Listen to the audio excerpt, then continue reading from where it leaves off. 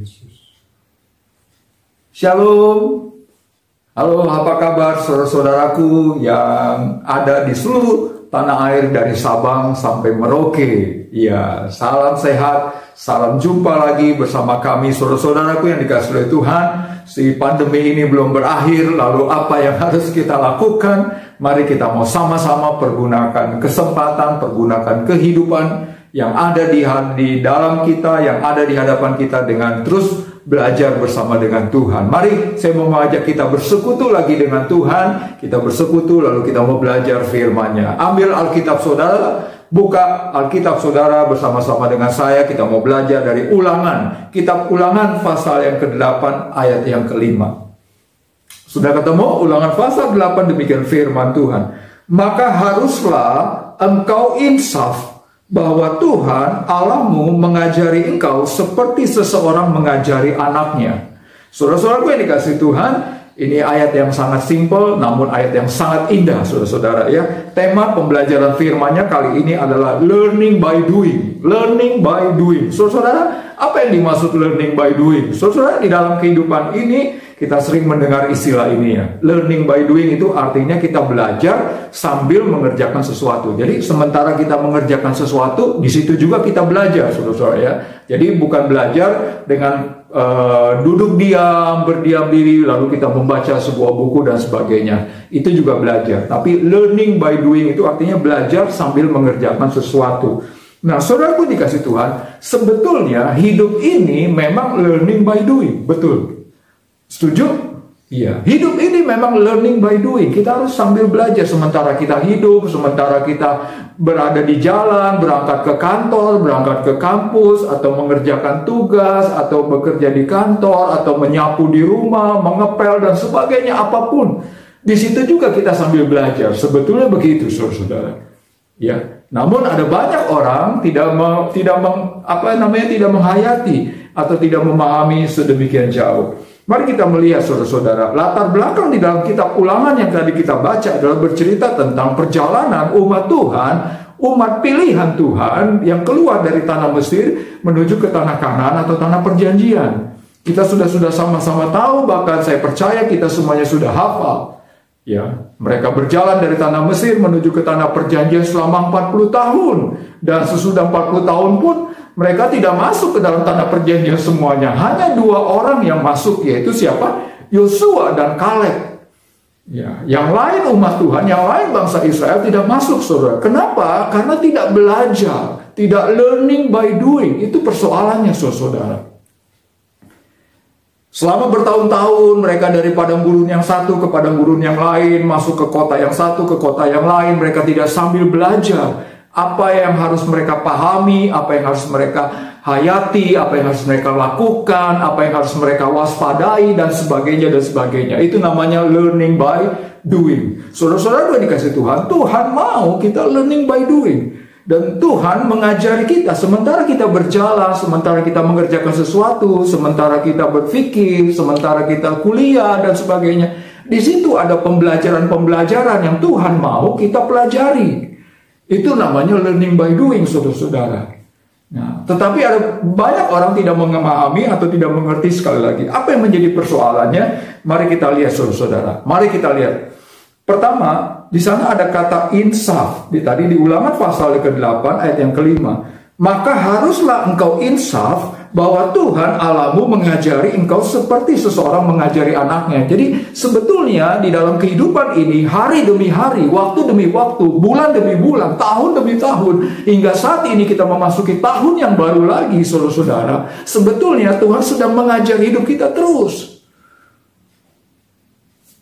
supaya kita semakin disempurnakan, supaya semakin kita dewasa, tak bercacat, tak bercela, siap untuk masuk ke dalam kerajaan surga. Itu inti dari proses kehidupan ini, saudara. Learning by doing.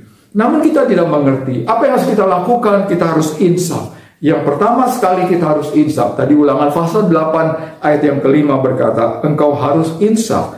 Menurut Kamus Besar Bahasa Indonesia, kata insaf berarti sadar akan kekeliruannya. Sadar akan kekeliruannya dan berkemauan untuk memperbaiki diri.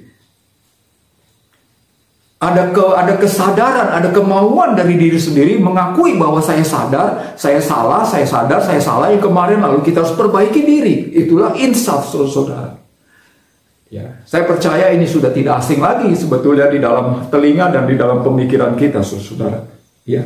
Nah, mari kita belajar. Yang pertama, Amsal 19 ayat 25. Amsal 19 ayat 25. Jikalau si pencemooh kau pukul, barulah orang yang tak berpengalaman menjadi bijak. Jikalau orang yang tak berpengertian ditegur, ia menjadi insaf. Bagaimana caranya, saudara? Kita harus betul-betul mau ditegur, bahkan mau dipukul. Iya. Kecenderungan manusiawi, kecenderungan kedagingan manusia kita bahwa kita maunya enak, kita maunya nyaman, kita tidak mau dipukul, kita tidak mau ditegur, bahkan ditegur oleh Tuhan. Kita maunya perjalanan hidup kita fine terus, enak terus, saudara-saudara, tidak mau diberikan ujian, tidak mau diberikan teguran dan sebagainya, maka itu yang membuat akhirnya kita tidak belajar-belajar. Saudaraku yang dikasih Tuhan, ini yang menjadi kekeliruan besar di dalam kehidupan kita, kehidupan manusia, bahkan secara khusus kehidupan orang-orang Kristen di zaman ini, di akhir zaman ini. Saudara, ini tidak boleh terjadi. Ya. Kalau kita ingin terus maju di dalam kehidupan kita, kalau ingin terus belajar di dalam kehidupan kita, maka kita harus siap menerima teguran. Tiba-tiba atau suatu ketika atau di dalam satu kesempatan kita menerima teguran, kita menerima masukan, bahkan kita menerima hajaran dari Tuhan juga, itu harus kita terima dengan lapang dada, kita harus terima dengan hati yang terbuka, dengan penuh kesadaran, berarti kita salah dan kita harus memperbaiki diri. Itulah yang dimaksud dengan insaf. Jadi sebetulnya simple, saudara-saudara. Sebetulnya simple. Bagaimana untuk learning by doing di dalam kehidupan kita, dan kita akan terus maju di dalam kehidupan kita? Kita harus mau ditegur dan kita harus segera insaf. Poin yang pertama. Poin yang kedua, di dalam Hosea 11 ayat 3. Hosea 11 ayat 3 berkata, padahal akulah ini Tuhan. Padahal akulah yang mengajar Efraim berjalan dan mengangkat mereka di tanganku. Tetapi mereka tidak mau insaf bahwa aku menyembuhkan mereka. Saudara, artinya begini, saudara. Ya. Kembali lagi, seperti yang sudah sering kali saya sampaikan atau saya bagikan kepada kita semuanya, bahwa di dalam perjalanan hidup kita semata-mata semuanya karena tangan Tuhan yang menopang, karena Tuhan yang campur tangan, karena Tuhan yang memimpin, karena Tuhan yang memberkati, karena Tuhan yang menolong, karena Tuhan yang selalu memberkati hidup kita dan sebagainya. Artinya semuanya karena kebaikan Tuhan, karena campur tangan Tuhan dalam kehidupan kita. Namun seringkali kita tidak mau mengakuinya. Sadar atau tidak sadar, suka atau tidak suka. Saudara-saudaraku dikasih Tuhan, pada kesempatan kali ini saya mau mengajak kita sekali lagi, ini penting kita harus menyadari bahwa hidup kita semuanya karena Tuhan, karena kebaikan Tuhan, karena kasih karunia Tuhan, karena campur tangan, pertolongan tangan Tuhan yang begitu indah, begitu hebat bagi kehidupan saudara dengan saya. Amin. Saudara bisa memahaminya? Saudara boleh dikasih Tuhan. Jangan kita menganggap bahwa tidak ada Tuhan. Kita bisa bekerja, kita bisa meraih sesuatu, kita bisa kuliah, kita mencapai gelar sarjana, kita bisa bekerja dengan baik dan sebagainya, beli rumah, beli kendaraan, lalu itu karena susah payah kita, karena kekuatan hidup kita. No, bukan sama sekali, saudara. Semuanya karena campur tangan Tuhan. Dan ini yang paling penting, kita harus insaf. Poin yang kedua. Tadi poin yang pertama, kita harus siap ditegur, bahkan dihajar juga oleh Tuhan. Yang kedua adalah sungguh-sungguh menyadari bahwa semuanya karena tangan Tuhan, karena keterlibatan Tuhan dalam hidup kita. Poin yang ketiga, yang terakhir, saudara. Yohanes pasal 16 ayat 8-9. Yohanes 16 ayat 8-9. Dan kalau ia datang, ia akan menginsafkan dunia akan dosa, kebenaran dan penghakiman. Akan dosa karena mereka tidak percaya kepadaku. Saudara-saudaraku yang dikasih Tuhan, poin yang terakhir ini yang sangat indah. Ya, bagaimana kita bisa insaf, lalu kita bisa berjalan maju, learning by doing. Kita harus betul-betul sungguh-sungguh mengakui bahwa kita ini orang berdosa. Kita seringkali berbuat dosa. Kita mengaku di hadapan Tuhan dan kita bereskan dosa kita, lalu kita tinggalkan. Ini poin yang terakhir, saudara-saudara. Di dalam Roma pasal 3 ayat 23, sebab semua manusia telah berbuat dosa. Artinya kita hidup dalam keberdosaan. Bawaan kita memang dalam keberdosaan.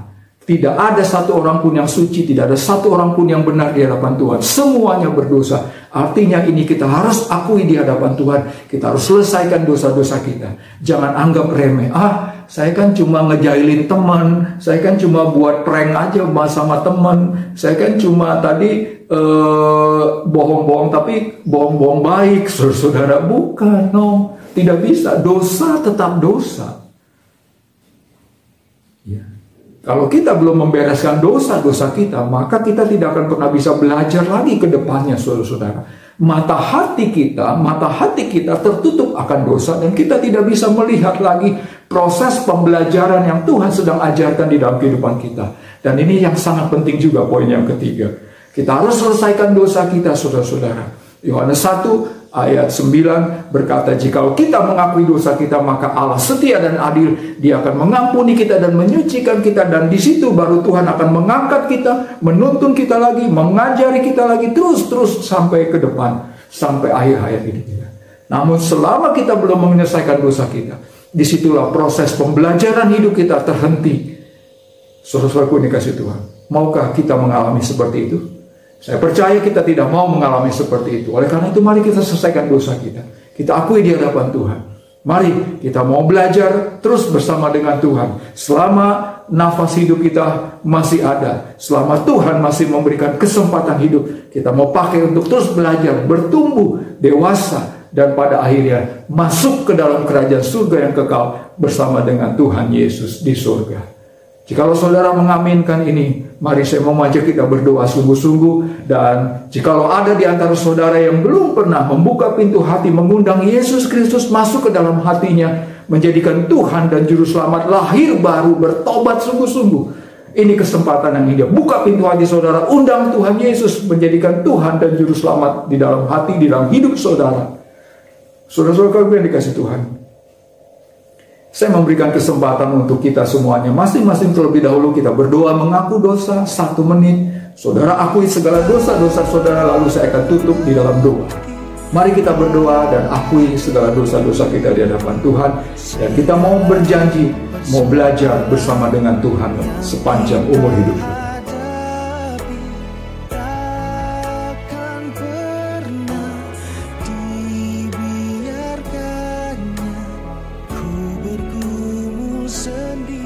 Bapa di dalam surga, kami bersyukur untuk kebenaran firman-Mu pada kesempatan kali ini.